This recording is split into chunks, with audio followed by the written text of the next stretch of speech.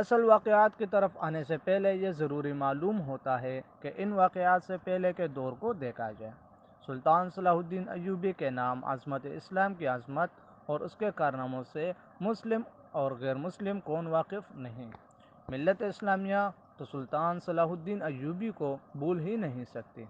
مسیحی دنیا بھی سلطان صلاح الدین ایوبی کو رہتی دنیا تک یاد رکھے گی، کیونکہ سلطان صلاح الدین ایوبی صلیبی جنگوں اور صلیبیوں کے دور حکومت میں ایک مسلمان شہر تھا جس نے ہزاروں زخم دیے مسیحی برادری کو۔ لہٰذا یہ ضروری معلوم نہیں ہوتا کہ سلطان صلاح الدین ایوبی کی شجر نسب کو تفصیل سے بیان کیا جائے۔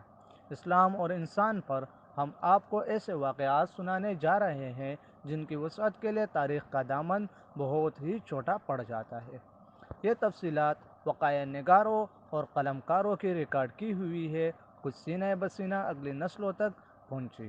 تاریخ نے صرف سلطان صلاح الدین ایوبی کے کارنامے محفوظ کیے ہیں، کیونکہ تاریخ بہت کم پڑ جاتی ہے سلطان صلاح الدین ایوبی کے زندگی کے آگے۔ ان سازشوں کا ذکر تاریخ نے بہت کم کیا ہے جو اپنوں نے سلطان صلاح الدین ایوبی کے خلاف کیے، اور اس کی شہرت تاریخی عظمت کو داغدار بنانے کے لیے ایسی حسن والی لڑکیاں بار بار استعمال کی جن کا حسن طلسماتی تھا۔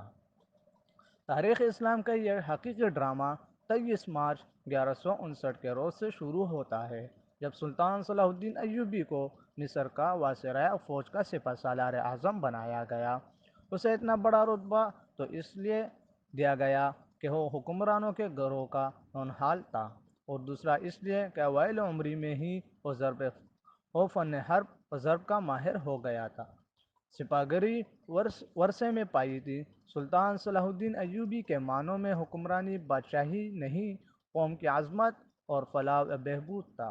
اس کا جب شعور بیدار ہوا تو پہلی خلش یہی محسوس کی، وہ یہ تھی کہ مسلمان حکمرانوں میں نہ صرف یہ کہ اتحاد نہیں، بلکہ وہ ایک دوسرے کی مدد کرنے سے بھی گریز کرتے تھے۔ وہ عیاش ہو گئے تھے۔ شراب اور عورت نے جہاں انہیں ان کی زندگی رنگین بنا رکھی تھی، وہاں عالم اسلام اور اس عظیم مذہب کا مستقبل تاریک ہو گیا تھا۔ ان امیروں، حکمرانوں اور رئیسوں کے حرم غیر مسلم لڑکیوں سے بھرے رہتے تھے۔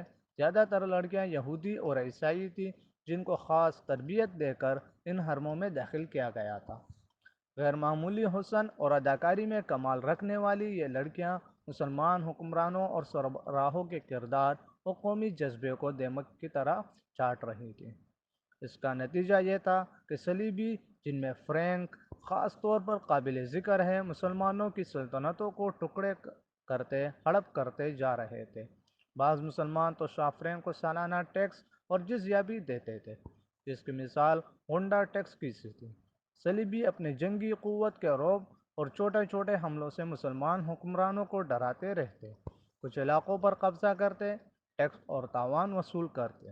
ان کا مقصد یہ تھا کہ آہستہ آہستہ دنیا اسلام کو ہڑپ لیا جائے۔ مسلمان رعایا کا خون چوس کر ٹیکس دیتے رہتے تھے۔ ان کا مقصد یہ تھا کہ بس ان کی عیش و عشرت میں خلل نہیں آ جانا چاہیے۔ فرقہ پرستی کے بیج بو دیے گئے تھے۔ ان میں سب سے زیادہ خطرناک فرقہ منافق حسن بن صباح کا تھا، جو صلاح الدین کے جوانی سے 1 صدی پہلے وجود میں آیا تھا۔ یہ مفاد پرستوں کا ٹولہ تھا، حد سے زیادہ خطرناک و پراسرار۔ یہ لوگ اپنے آپ کو فدائی کہلاتے تھے۔ سلطان صلاح الدین ایوبی نے مدرسہ نظام الملک میں تعلیم حاصل کی۔ یاد رہے کہ نظام الملک دنیا اسلام کے ایک وزیر تھے۔